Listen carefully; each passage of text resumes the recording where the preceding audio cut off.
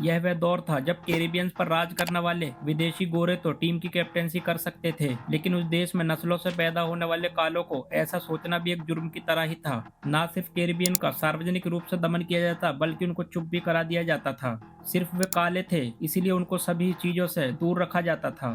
ऐसे ही अलोकतांत्रिक माहौल में बारबाडोस के बैट्समैन फ्रैंक वॉरेल का जन्म हुआ था, जिनकी वजह से न सिर्फ वेस्ट इंडीज क्रिकेट में एक जबरदस्त बदलाव हुआ, बल्कि कैरिबियन सॉइल से नस्लवाद को ही जड़ से उखाड़ फेंका था। 1960 के दशक में कैप्टन बनने के बाद वॉरेल ने सिर्फ अपना ही नहीं, बल्कि हर किसी के खेलने के तरीके को बदल दिया था। फ्रैंक वॉरेल का जन्म 1 अगस्त 1924 को हुआ था, जो वेस्ट इंडीज में अफ्रीकी लोगों की ब्रिटिश गुलामी से फ्री होने की सालगिरह है, और अब इसे ब्लैक लिबरेशन की शुरुआत के रूप में मनाया जाता है। हालांकि यह एक्ट 1833 में आया था, लेकिन इसके बावजूद भी काले लोगों के साथ पक्षपात किया जाता था। फ्रैंक वॉरेल ने कई सालों तक बैटिंग लाइनअप में आखिरी 3 बैट्समैन में जगह पाई थी। इससे यह अंदाजा लगाया जा सकता है कि रन बनाने के मामले में उनकी काबिलियत को हल्के में लिया गया था। उनको एक चांस ने वह मौका दिया जिसकी वजह से उस दौर के वह सबसे बेहतरीन बैट्समैन में से एक बन गए थे। 1943 में त्रिनिदाद के खिलाफ बारबाडोस के लिए एक मैच के आखिर में उन्हें नाइट वॉचमैन के तौर पर उतारा गया था, जहां उन्होंने 64 रन बनाकर सभी को इम्प्रेस किया और उनको बाद में बैटिंग लाइनअप पर ऊपर जगह मिल गई थी। 1943-44 में वॉरेल लगभग अभी 20 साल के ही थे जब उन्होंने फर्स्ट क्लास क्रिकेट में त्रिनिदाद के खिलाफ 13 शतक बनाया और बारबाडोस और वेस्ट इंडीज के last white captain John Goddard के साथ फोर्थ विकेट के लिए 502 रनों की अनबीटेबल पार्टनरशिप की थी। साल 1986 में घमंडी लोगों की जबान पर तब आग लग गई जब वॉरेल 255 और क्लाइड वॉलकॉट 314 ने त्रिनिदाद के खिलाफ बिना अलग हुए 574 रन जोड़े थे। यह एक ऐसा ऑल विकेट वर्ल्ड रिकॉर्ड था जिसे तब से अब तक सिर्फ 5 बार ही तोड़ा गया है। इस तरह एक सुपरस्टार का जन्म हुआ और जल्द ही उन्होंने टेस्ट क्रिकेट में डेब्यू किया। इंग्लैंड के खिलाफ उन्होंने अपनी पहली इनिंग में 97 रन बनाए और अगले मैच में शतक बनाया। उन्होंने अपनी पहली ही टेस्ट सीरीज में 147 की एवरेज से रन बटोरे थे। 1950 का इंग्लैंड टूर कैरिबियंस के लिए सबसे बड़ी जीत था, जहां वॉरेल ने 90 की औसत से 539 रन बनाकर अपनी टीम को 3-1 से जीत दिलाई थी। टेस्ट डेब्यू के सिर्फ 2 साल के अंदर ही वे अपने बाकी साथी प्लेयर्स से काफ़ी आगे निकल गए थे। इस परफॉर्मेंस के बाद लोगों ने वॉरेल में वेस्ट इंडीज क्रिकेट के कॉलोनियल ईट्स को तोड़ने का बीज देखा। पूरे कैरिबियन में क्रिकेट अब पॉलिटिकल बातचीत का रीजन बन चुका था। फिर भी 1950 के दशक में एक बड़े पैमाने पर राजनीतिक वेस्ट इंडियन आंदोलन की जरूरत थी, जिसकी लीडरशिप त्रिनिदाद के मास्टरमाइंड एडवोकेट रॉबर्ट जेम्स ने की थी, ताकि वॉरेल को टेस्ट क्रिकेट का पहला इंपॉर्टेंट ब्लैक कैप्टन बनाया जा सके। क्योंकि जॉर्ज हेडली ने 1948 ब्रिजटाउन में टेम्परेरी तौर पर इंग्लैंड के खिलाफ कैप्टनसी तो की थी, लेकिन इसके बाद वह फिर कभी इस पोस्ट पर नहीं आ पाए थे। जेम्स को वेस्ट इंडियन क्रिकेट के पहले ऑलराउंड सुपरस्टार लैरी कांस्टेनटाइन का फुल सपोर्ट था, जो मैदान से परे नस्लीय समानता और न्याय के लिए लगातार अभियान चला रहे थे। पॉलिटिक्स में एक ऐसे फेस की जरूरत थी जो नए नेशनलिज्म कैंपेन को आगे बढ़ा सके। क्रिकेट की सबसे ज़्यादा दीवानी कम्युनिटी ने यह तय किया कि केवल वॉरेल ही उभरती हुई वेस्ट इंडियन आइडेंटिटी का सिंबल हो सकते हैं। 1953-54 का वेस्ट इंडीज और इंग्लैंड का टूर बेहद कंट्रोवर्सी से भरा हुआ था, यहाँ तक कि नस्लवादी भी। किंगस्टन में खेले गए पहले टेस्ट में भीड़ ने तगड़ा रिएक्शन दिया था। एम्पायर पेरी बर्क ने जॉन होल्ट को एलबीडब्ल्यू आउट दे दिया। बर्क ने होल्ट को तब आउट दे दिया था जब लोकल बॉय अपने डेब्यू शतक से सिर्फ 6 रन दूर थे। नतीजतन बर्क की फैमिली पर भीड़ ने हमला कर दिया था। इसके बाद सीरीज के तीसरे जॉर्ज टाउन टेस्ट में दूसरा रन लेने की कोशिश करते हुए क्लिफर्ड मैकवॉट को पीटर मैन ने रन आउट कर दिया था। जाहिर तौर पर एम्पायर के फैसले से नाराज होकर भीड़ के एक हिस्से ने मैदान पर बोतलें और लकड़ी के पैकिंग केस फेंके। ब्रिटिश गुयाना क्रिकेट एसोसिएशन के प्रेसिडेंट ने इंग्लिश कैप्टन लेल हटन को सुझाव दिया कि वह अपने सभी प्लेयर्स को लेकर मैदान से बाहर निकल जाएं, लेकिन इंग्लिश टीम उस वक्त मैदान से बाहर नहीं जाने के लिए अड़ गई थी, जिससे मामला और भी ज़्यादा बिगड़ गया था। उस वक्त फ्रैंक वॉरेल ने क्राउड की इस बेहुदा हरकत पर अपनी नाराजगी दिखाई थी। वॉरेल अश्लीलता, धोखाधड़ी और गाली गलौज को क्रिकेट का हिस्सा नहीं मानते थे। ग्लोबल पॉलिटिकल लीडर वॉरेल उन पॉलिटिकल पावर्स के ग्रुप में शामिल थे जो ब्रिटिश उपनिवेशवाद क्लोनियलिज्म की जड़ को उखाड़ रहे थे।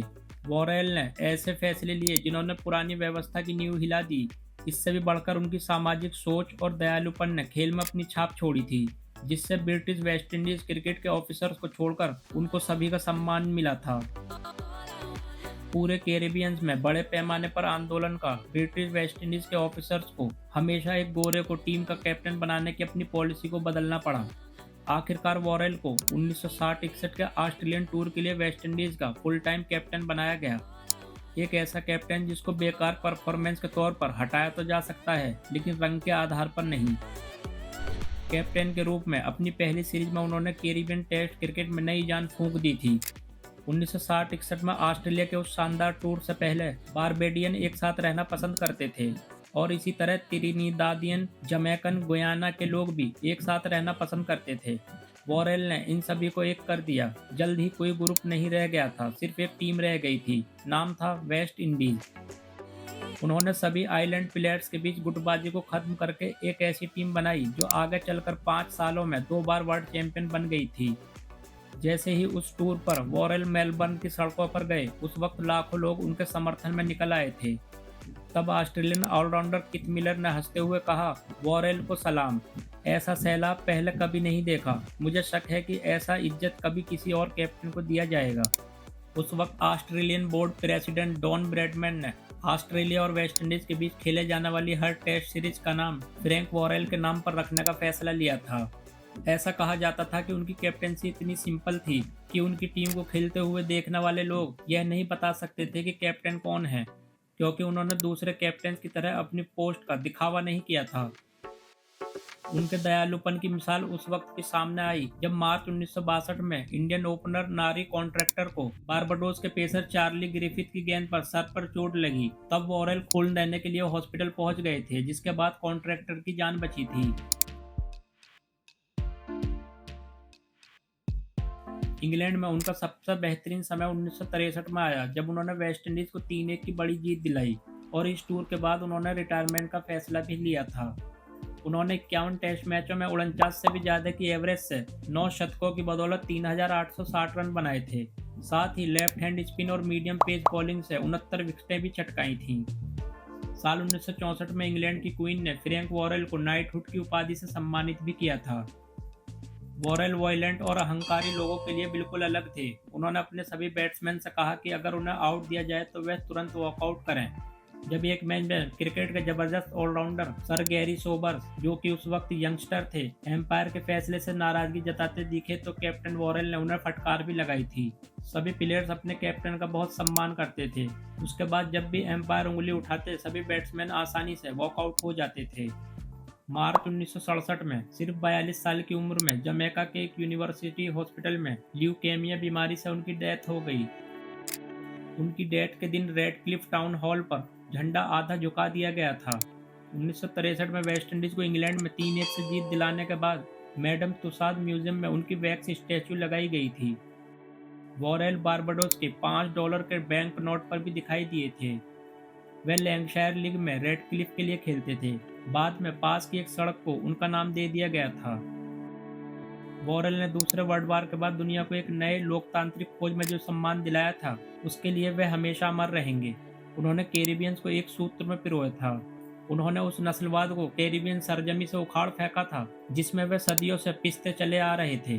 दोस्तों, फ्रैंक वॉरेल जैसे महान प्लेयर के बारे में आपकी क्या राय है, यह हमें ज़रूर बताएं।